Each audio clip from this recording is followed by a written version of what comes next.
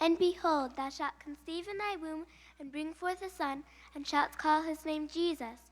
And he shall be great, and shall be called the Son of the Highest. And the Lord God shall give unto him the throne of his father David, and he shall reign over the house of Jacob forever. And of his kingdom there shall be no end. Luke 1:31-33.